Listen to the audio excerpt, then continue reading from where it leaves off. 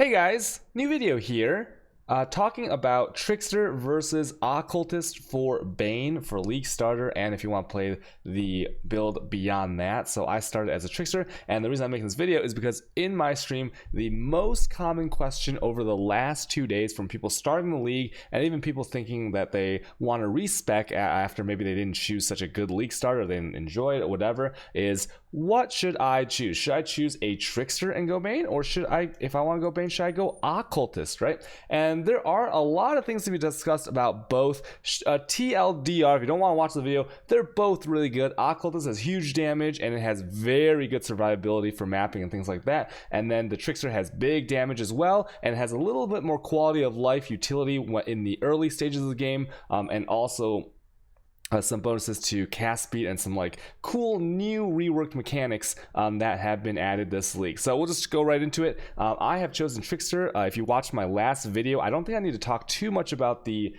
skill or the skill tree, because that's kind of like explained in the last vid, but I'll just quickly do an overview. You know, Bane, what is important when you're thinking about playing Bane? Now obviously if you're thinking about playing it, I'm going to guess that you've done two things. You've either watched a stream of someone playing it and you're like, you know what, that looks pretty cool. It has a good MTX, it has big AoE, it looks decently fast, decent damage, and then so now the only question is which ascendancy, or maybe you saw a YouTube video, right, and now you want to get into like making that first character. Should you make the Shadow or the Witch? So the reason that I went Trickster, okay, is because the Trickster has a lot of utility and quality of life early on. In the beginning of the league, nobody has any gear, right? Like your character sucks, and so any kind of quality of life and things that make you have to worry about one less thing, and where you can focus on just pushing to the maps and then leveling up, you know, past level 90 and stuff, where the real juice comes in. That is really nice. So first, for the Trickster, the normal lab is probably one of the absolute best normal lab bonuses out of any ascendancy in the game. And why is that? It's called Swift Killer, and it basically gives you a maximum of 4 power for frenzy charges. Now power charges doesn't affect the Bane or any of the usually any of the Chow skills directly, right, because you're doing dot damage. But for the Trickster, there are some added bonuses, okay, and on the tree there are some added bonuses for power charges generically. So you have a total of 4 and 4 frenzy and power charges respectively, and then you also have the next slide in that red text right there, 15% chance to gain a frenzy charge and power charge on kill, right? So if your dot takes down any monster in the game, you have a chance of getting that power. You have the chance of getting the frenzy and power charge on kill, right? Now 15%, you know, you might not, if you haven't really played this game that much, you'd be like, that's not that much. But with this node, you will always have power and frenzy charges up, right? And this is like kind of generic across a lot of other builds too, not just Bane, where, you know, if you are crit, then power charges help. And there's also nodes past like the power charge here, like give you spell damage per power charge. And of course, frenzy is 4% more damage. That's global damage no matter what build you're playing, whether you're playing a dot build, a hit build, you know, what have you, right? And so that's really nice as well. And then also the frenzy comes with attack and cast speed, so pretty generic bonuses there. Now that is pretty massive because early on you don't have much damage, right? So 16% more damage right off the bat is pretty nice. And as you see, you also get basically 5% damage per charge you have for the frenzy and power. So if you have 8, you know, it's 40, and if you have a total of 9, for example, you get, or 9 or 10, because you can easily get frenzy on the tree right here. This is a very common node to get frenzy here, and then power charge. A lot of people take this node because like the follow-up node is also very strong, right? So you can get like, let's say you get like between 8 and 10, right? So 40 to 50% increased damage. You have to remember, this is early on. Even when you're leveling, 40 to 50% damage is quite significant when there aren't that many other modifiers on your character. So this instantly gives you a noticeable power boost, right? There's a lot of times in this game where numbers actually don't matter past a threshold. So a lot of time where people are like, you know, I want to do this because it gives me more damage, and like I want to do this because it'll give me like 8% more damage. But a lot of instances in this game later on, it doesn't matter if you get like 8% more damage or 7% less damage, you know, like it doesn't actually matter, because you're going to be just destroying everything. But early on, you know, I'd say like in the first couple weeks of the league, you're not going to have all the juicy stuff, right? And so so if you can negate the downside of like of struggling early on. It's going to make you feel better. You're going to play better. You're going to like the build more, and liking a build is ultimately the way to farm more, right? Because if you like a build, you'll play more, you'll farm more. Okay, so that's like a little side note there. So you get the increased damage, and then as well, like you have the you also get channeling. So you can, like, if you're using a channeling skill, it's just free, basically free charges all the time, very consistent, and you really can't go wrong with this node right here. Okay, now the mini nodes here, you also get attack and cast speed. Now that's good if you're going to use a lot of time people are like, do I go attack or cast speed? Because you're using both on most builds these days, unless you're a Queen of Force like Runny Boy or something like that. So what that means is, like, if you are a spellcaster, you might use Whirling Blades or Shield Charge, maybe even Leap Slam to move around the area, okay, to move around the content, and then so that's affected by attack speed. And then obviously if you're casting spells, then cast speed doesn't need any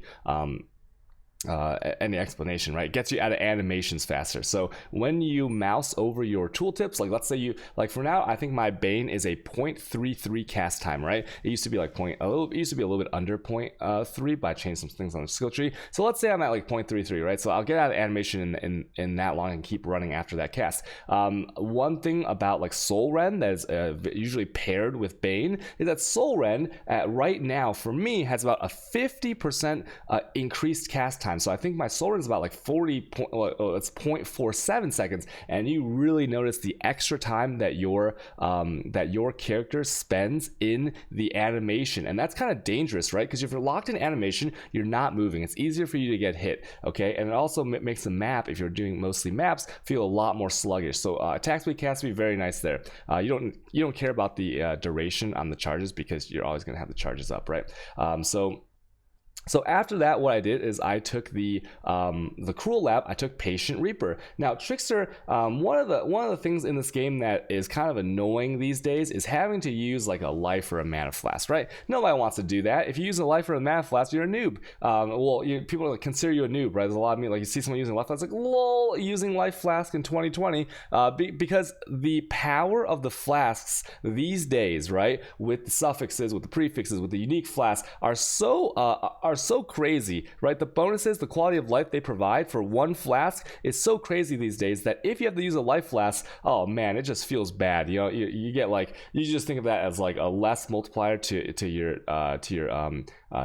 flask power, right? It's like oh, I'm not getting like this massive benefit I could be getting with an extra unique or maybe a warding, staunching heat, all that stuff, right? So this node allows it so that when you're killing enemies, you're essentially getting instant recovery, right? So recover means that like when you kill an enemy, you get that right away. It's not leached, it's not regen, it is just added directly to your health, mana, and ES pool. So you can think like sometimes in packs there's like 50 monsters, okay, and you kill the 50 monsters. Let's just say there's like 25 monsters, right? Let's just say you're playing some strand map and the density is complete ass, and you kill 25 monsters, and then so in this scenario you're gonna get 50% of your life back instantly, right? Most like these little hits don't do 50% damage, so you're instantly jumping between like full life as you go through the packs, okay? And also, mana. So like if you have a big mana cast, so Bane does, if you reserve, let's say 85% of your mana because you're using a 50% aura, and maybe you're using a blasphemy, or maybe you're using something else, maybe you're using Arctic armor, right? In these scenarios, what's going to happen is that you can actually only cast a 6-link Bane or a 6-link soulrend, whatever you're choosing.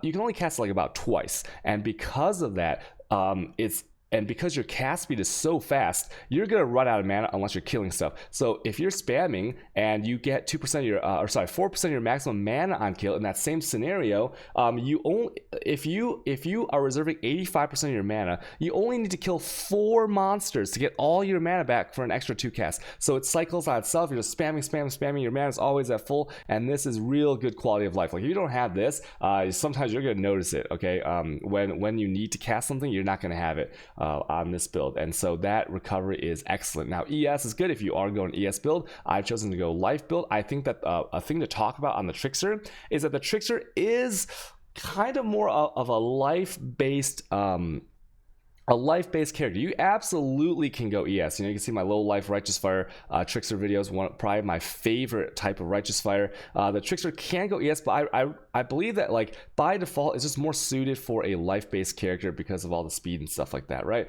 Lends itself to Queen of the Forest builds and things like that. So this also gives you a 50% damage increase, right? Damage over time. So if you're doing any of the challenges like 80 Contagion, Bane, Soulrend, what have you, these things will have a 50% increased damage over time multiplier, and it's not more multiplier, it's an increased multiplier, but still very sizable. And then of course increased recovery of life, mana, and ES if you've killed an enemy by a dot recently. Now this recovery keyword is pretty strong, because let's say you are you are regen based, right? Then it's just a flat out more multiplier to your regen. Like, you know, like if you have a discipline and that Watcher's Eye, that's like energy shield recovery rate while affected by discipline, that is a flat multiplier to how much regen you get. So very powerful. And of course the mana regen on this build isn't too shabby. Where's my mana regen right now? See, with all my flasks up, I have 91.2, right? So this where is it? Wait, sorry, this note's 0.7. It would be 1.7 times that, right? Or, I'm sorry, actually no, my bad. This is already with the 0.7 in there. I think like by default I'm at 50 something, I think. Okay, so that's already calculated in there because I ticked the configuration box, my bad. So as you can see, if the mana regen is 91.2 and my currently my Bane costs 59 mana, then you can kind of do the math, and even by mana regen alone without the killing of mobs recovery, then basically you're always at full mana. Okay, now it is, now that I think about it, it's kind of weird that like the recovery rate is different than recover in the red text, right? In the red text, recover means instant gain, but recovery rate is a multiplier to like the regen statistics. Okay, now for Merc Lab I went prolonged pain because the prolonged pain is a increased skill effect duration, and all the dots have duration on them, so the longer they tick, the bigger health it has, the more damage you're doing if you like cast and then run away, right? So it's more likely that your dot will finish the job on them, right? And essentially just, you can think of it as a little bit more damage, not more damage per second, but more damage overall if you're just like run and gunning, like cast, run away to the next pack. Reduced damage taken from dots, this is actually pretty good, because it's going to reduce your bleed, it's going to reduce your caustic rounds, it's going to reduce, you know, anything that is a dot, a non-hit on you pretty much, right? And there's a lot of those in this game. Poison duration doesn't really matter for what we're talking about for Bane, because Bane is not a poison. And then 20% more damage over time. This you can think of as like kind of half of a support gem, right? Support gems these days usually go around 40 to 50 more damage. You can think of it like that. So very strong, getting a 6.5 link, right? If you have a tabula, this turns it into a 6.5 link. So very strong there. So this is just from the early leveling standpoint, you finish the game, you will get the Merciless Lab done, right? Normal, so you got 6 points. And this is important because the Bane skill clears no matter what you're doing. I really had no gear leveling up, right? It was Star League, and Bane clears on a 4-link. And then even in the maps I was doing, you can watch my stream, I was using Intensify, which is AoE, no damage, because the area damage doesn't scale Bane. And then I was using Increased Area Effect. So 2 support gems that increase the area and don't affect damage at all, because I just wanted the extra radius, okay? Because Bane is so massive that I think you can get up to 47 radius if you really stack that AoE. And then usually you'll probably be at like 40, 41 or something like that if you're not going full potato mode like I might be going later tonight. Now okay, what was I talking about? So if you were getting all the Merciless Lab, right, which you will be after Act 10, because the Bane is such good damage even on a 4-link, it is so reliable to get these 6 nodes, right? Now, a lot of people, like, maybe it's not so reliable early on to get the Uber Lab, because you need all the Trials of Ascendancy, and then that's kind of RNG based. So I won't put that as like part of the consideration here, but after that is all said and done, you can kind of see, you know, mini nodes, attacking cast speed, a little bit of damage, and then the big nodes are big damage, recovery if you're killing monsters, you know, overall recovery sometimes, and then quality of life, power, and frenzy charges. And this allows you that if you have, because the power and frenzy charges are the most important ones, right? Endurance isn't really that big a deal. If you can get it, great, but if not, it's not really that big a deal. This node allows you to not have to get a form of charge generation on the tree or on gear, right? Because that means if you're leaving frenzy and power charges, if it's applicable off your build, then that's really dumb. You have to get these charges because they're so nice to have and there's so much damage, right? So how do you usually get charged? Let's think about this, right? So if you want to get frenzies, you can use a green nightmare, right? You can try that. You can also get overcharge. I love overcharge for a lot of builds because it gives all your charges just by killing things in the map. But why is Swift Killer so good? Because if you, let's say you're using this jewel socket for overcharged, okay? So, and you have to get the point, you have to get the jewel, and then you lose the jewel for affix if you have one later, and then you lose the skill point. So skill point, you can think of that as like, maybe 6%, 5% life, 6% ES, 12% damage, something like that for budgeting. And then the jewel slot that you use is 4 possible affixes, which is between 4 and 6 points on the tree when you think of average budgeting values, right? For one line of affix. So you're losing out on like, I don't know, 6 to 7 probably around like 6 to 7 skill points just because you have to go overcharge. Once again, if you take Green Nightmare, or Green Dream and stuff like that, I mean, you're getting a little bit of damage, sure, but you're losing the jewel slot, and then you might have to path differently for that because it has restrictions on resist. It has to be nearby resist, right? So this is one quality of life thing that's like, it just allows you not to have to worry about that part of your build, right? And then you can focus on other things, right? So that's I love that about the Trickster. Now, another thing is, let's talk about Uber Lab. So let's say you do finish all your maps, you get all your trials, and now we're going to do a little Uber Lab action, and we're going to get Ghost Dance. Now, obviously, the mini nodes still attack and cast speed, amazing. A little bit of ES, a little bit of evasion, not bad, why not? Now, Ghost Dance has kind of been changed this league as of 3.6, and what it does is, now, if you have any kind of ES, you're going to have a 5% chance to evade +5. Now, that's very important because that's added on top. So how it works is evasion, you go up, let's say you have 45k, you might have like, 70% chance to evade attacks. So 7 out of every 10 attacks will completely miss you. Now, this adds 5% on top, which would make it 75, right?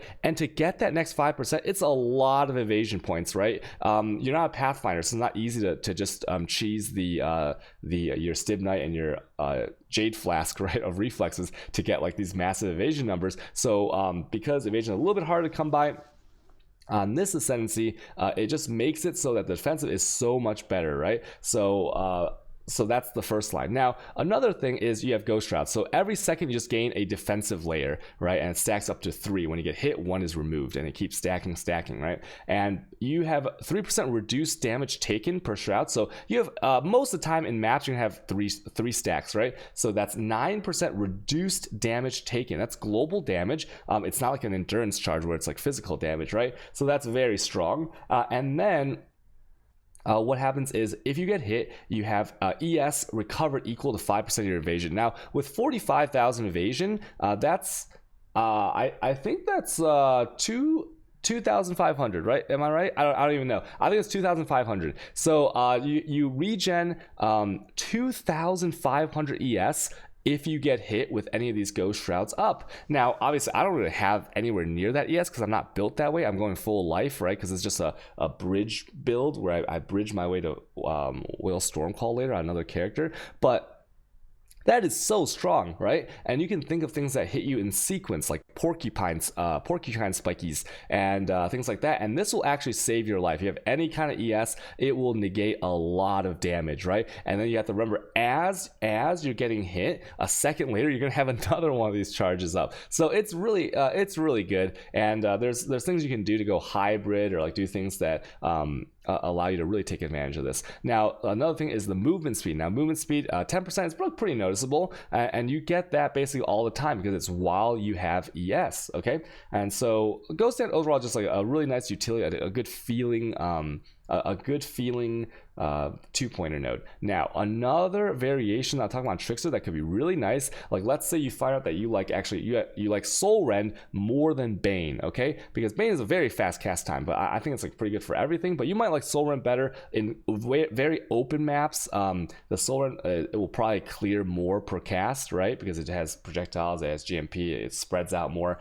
So if you really want to go full potato mode, you can drop these two nodes right here, right? You can drop Prolonged Pain and this little mini node, and you can go into Escape Artist, right? So you get more attack cast speed here, that's 4%. Well, actually, you won't gain it because you lose this one. But in here, like I said, because you always have like 3 Ghost Shrouds, you're gonna get 36% attack and cast speed, right? So so if you're casting your Sora, you're gonna be coming out of that animation real fast. If you're shield charging, if you're whirling blades around, you're gonna be way faster there all the time. Unless your build's bad and you're getting hit all the time and have no Ghost Shrouds, which isn't gonna happen because there's travel time between the packs. Yours is gonna be real speedy with this node, right? You'll lose a bunch of damage and a little bit of duration, and Soul Rend's a little bit low duration. Bane is pretty darn good duration, and even better if you have like 2 curses. I'm only using 1.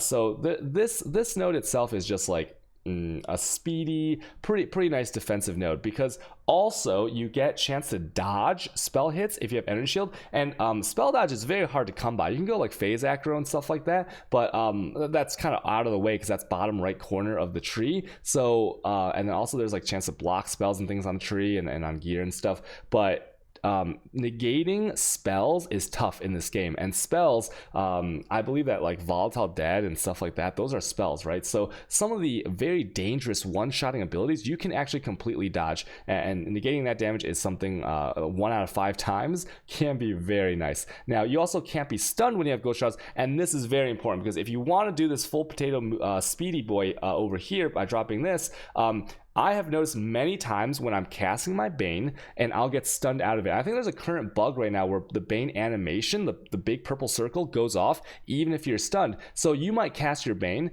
and you'll think you hit them, but you actually got stunned and you didn't cast. So now these monsters are doing no damage, and now they get to hit you again. That's very dangerous. So with this one, you'll almost never get stunned. And stun immunity, is actually pretty PogChamp in this game. Okay, so this, and then the first 2 lines are kind of hard to balance, right? There are a lot of situations where you might be able to, like, let's say you have like a max World Queen of the Forest, because it gives you max ES per evasion. So you might have like a 350 plus ES chest right there, and it could help you a lot. But most people don't try to min max this hybrid aspect of it. It's like nice to have, but not really necessary. Because if you're thinking about going ES, right, the ES, you're probably gonna go Occultist. Okay, Occultist is better for the ES, for the more defensive capabilities that it can bring when you're clearing. And so I don't think the first 2 lines are that important, but it is a nice bonus to have, right? Kind of a little bit synergy here. So that's the Trickster.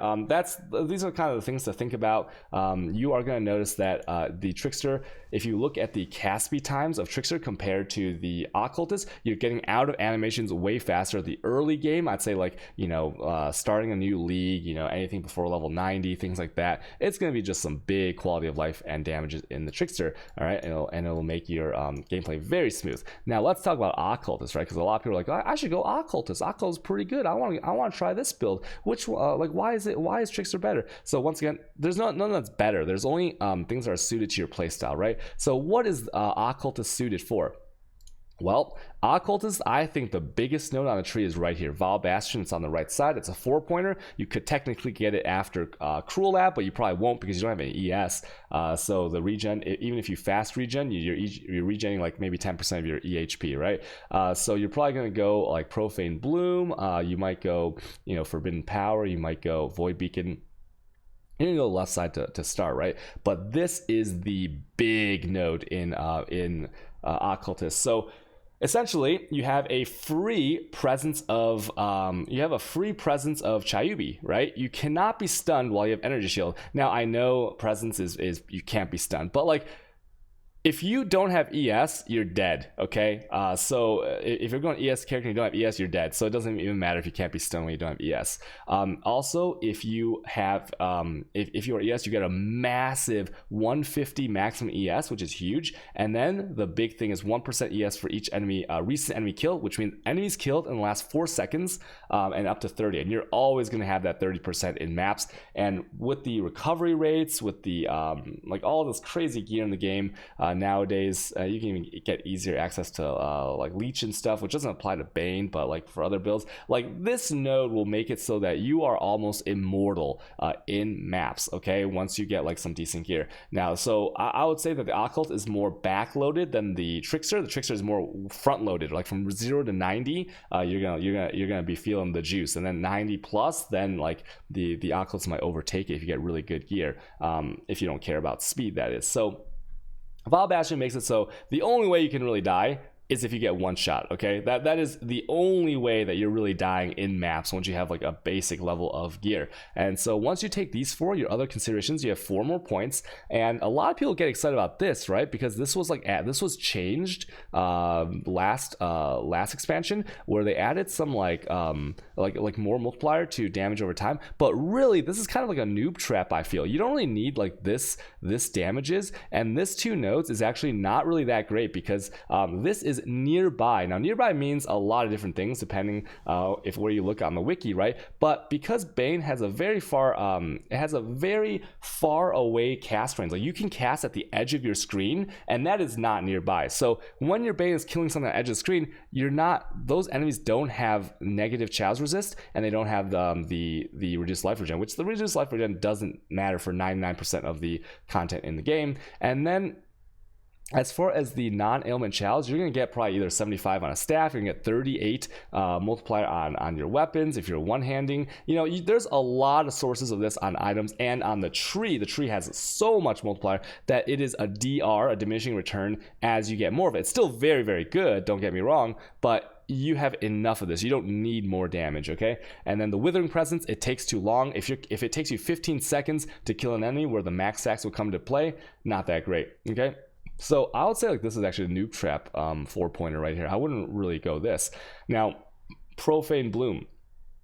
Profane Bloom causes a little bit of lag if you have a bad computer, but it allows you to curse hexproof enemies. So that is 1 less map modifier that you really have to worry about. And also, when they explode, that damage is scaled by like the AoE damage, the Chow's damage that you have on your tree. So the damage is massive. It is actually so big because you know, monsters have a lot of health comparative to you, I would say. And so when you scale that and multiply that, it's just going to obliterate everything. Now, you might be saying with Bane is like this big circle, right? And when you put down the Bane, everything inside dies like pretty instantly anyways, right? So why do you need this Profane Bloom? Well, if there is any staggered HP, like maybe some mobs are blue, maybe one is yellow, the Profane Bloom, and maybe a little bit outside of the edges, right, that the Bane didn't hit, which is rare because the Bane is such a big AoE, it can help you a little bit clear more, and it can make sure all the monsters inside of the Bane die at the same time. Now, why is that important? It's important because a lot of the time in this game,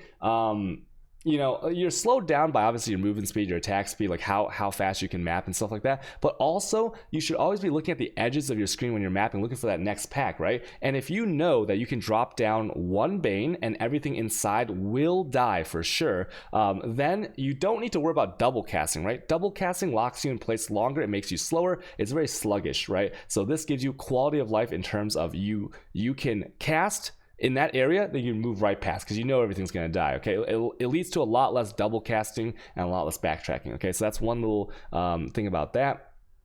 Now, your other 2 points in Uber Lab, let's just talk the Merc Lab stuff. If you don't go this, you can go Forbidden Power. Now, Forbidden Power, if you look on this tooltip, it says I only get 1 AoE, but that's because I have all the AoE on the tree already and the Intensify and stuff like that, right? So if you didn't have all that, this would actually be more AoE radius, right? Because of the DR calculation. So if you want to go full potato mode, which is pretty good with Bane because the circle's so big, you can go this. So you're going to get the power charges up all the time, right? Let's say you have let's say you have like 5, let's say you have like 6, I don't know, let's say you have 5 or 6, right? So you have 25% spell damage, and then you have 25% AoE, which is pretty juicy, right? That's like half of a intensify, or half of a ink AoE max level gem, and you also get the free generation, right? You just don't get the frenzy, so you have to solve frenzy charge generation on this tree. So this is okay for full potato AoE boys, okay? But I think that this node is actually pretty good too.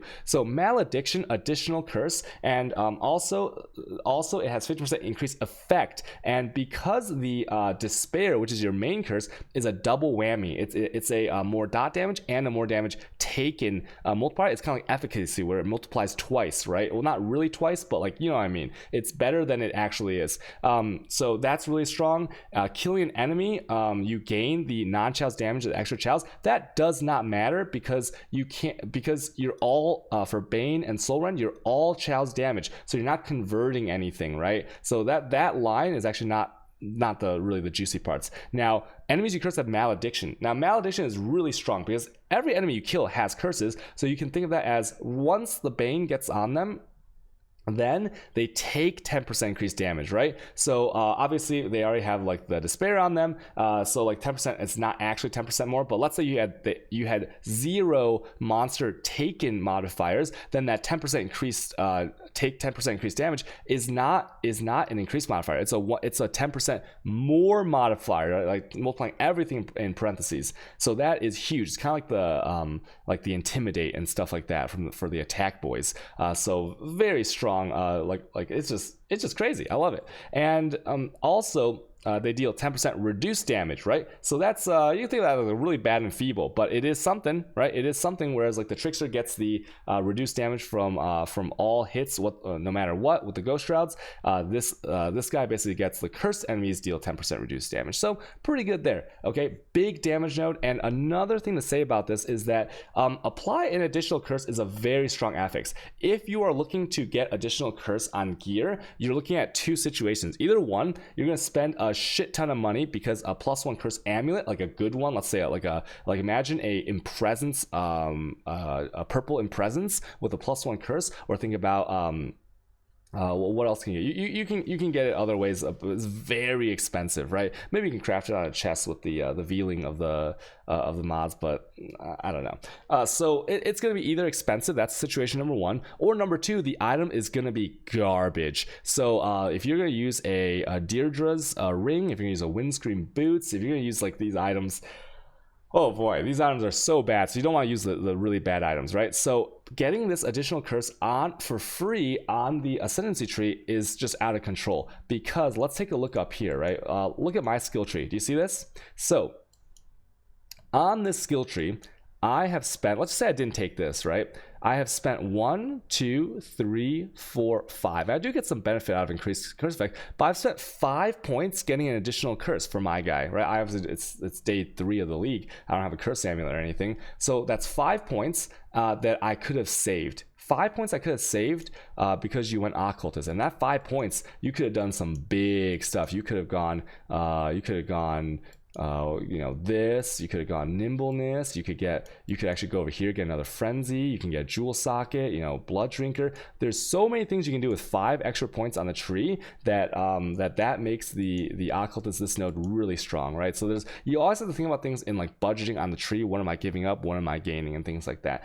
So that's basically the build right there. So if I was going occultist, I'll take this, I'll obviously go ES based, and ES based nowadays is very strong, right? You can get high ES numbers, usually way higher ES numbers than life numbers. In a mapping scenario, it doesn't really matter that much, but it's really good to have that extra buffer. And once again, like these little, even the little nodes here, if you see, the little nodes are 8% max ES, and on average, once you have like the massive nodes, like where is it, like this one and stuff like that, and maybe like even if you have energy from within right here, you are looking at a budgeting of 6% per skill point. So this is already like 1.3 skill points in that maximum ES. So so that's the Occultist. Pretty good, right? Location starting of a witch, you get spell damage, which is really PogChamp because it's like generic. I mean, you're close to the AoE. You're close to AoE in blast radius here. Amplify is over here. You can get this one right here really easily.